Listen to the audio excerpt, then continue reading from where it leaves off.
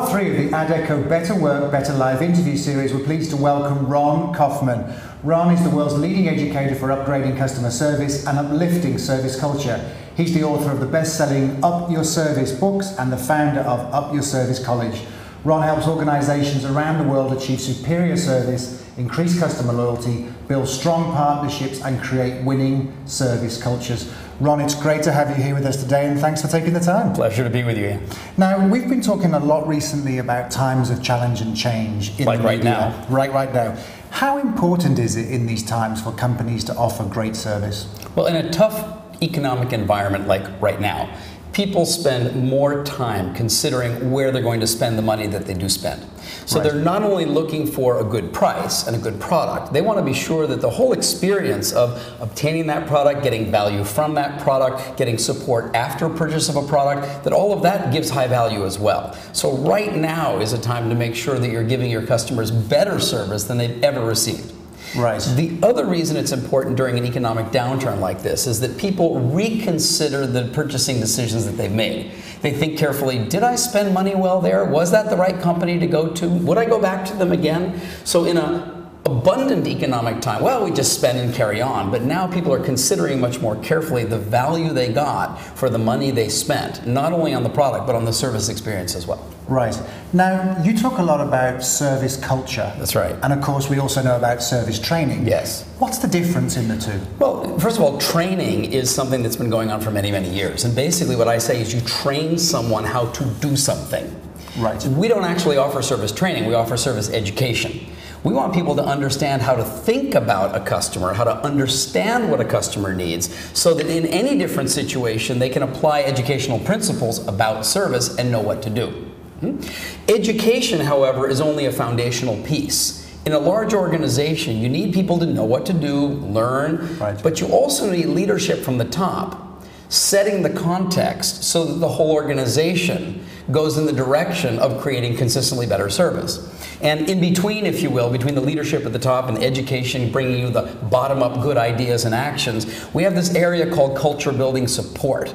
And that's what we bring to large organizations, is a combination of all three of those areas to build a superior service culture, not just to train people what to do. Gotcha. Big difference. Yes. Let's stay with that leadership piece. Yes. We've obviously got the HR team within the organization. What can the HR team be doing now to really ensure that service is everything it should be in an organization? I really think that human resources, learning and development, that whole area of an organization has more responsibility for looking at building a service culture from a big picture standpoint than ever before.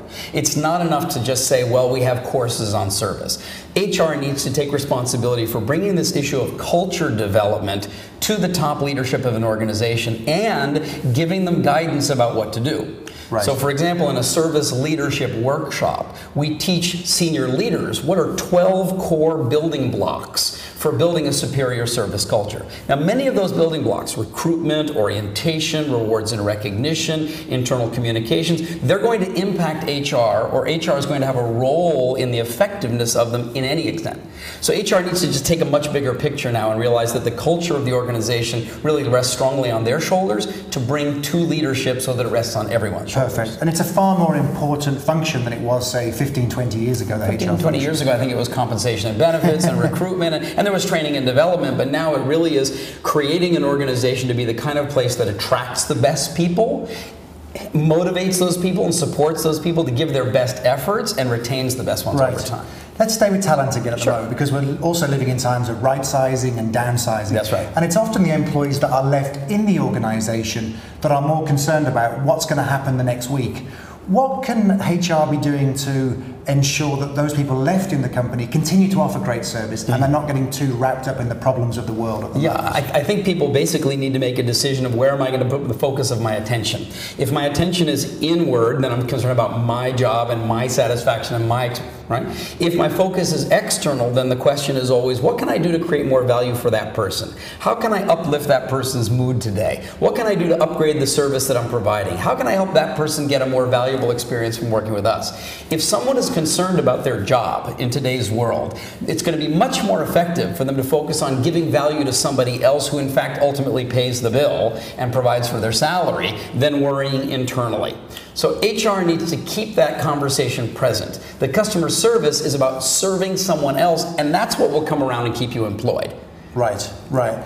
Let's move outside the company now. Okay. Let's look at new customer acquisition.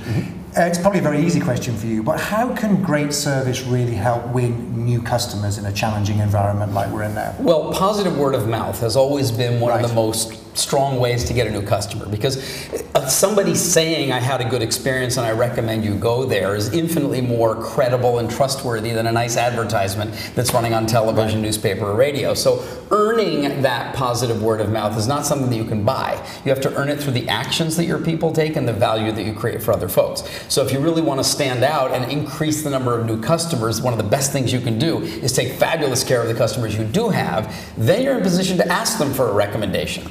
Right. Now, it's no hidden secret that bad service can really damage a brand. But in your experience, just how badly can it damage a brand in the long term?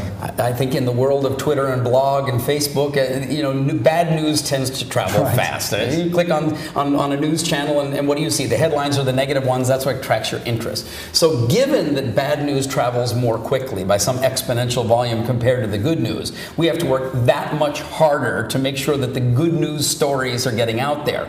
Well, just getting good service isn't good news. It's okay, but getting superior service, now that's newsworthy. Then people want to talk, did you hear what that company did? Or wow, these people went way out of their way for me. Those good stories are the ones that companies should be focusing on creating and putting out there into the world today so that people talk about those. Perfect, perfect. Now, unfortunately, we're coming to the end of our short time together. I have one more question for you, and that's if you had to give everyone watching this short film one piece of learning or advice, what would that be, Ron? Well, that piece of advice would be that it is the culture of your organization that makes even more lasting impact than the personal actions you take. The actions you take will contribute to the culture, but there are other actions you can take to help build that culture and make it stronger. And that may have to do with how you work with your boss, how you work with your colleagues, how you thank the customers you've got and invite them to come back and share with other people in your organization over time. Ron, great advice. Great to have you with us. Nice to be with you. Thanks very much. Thank you. Cheers. Thank you.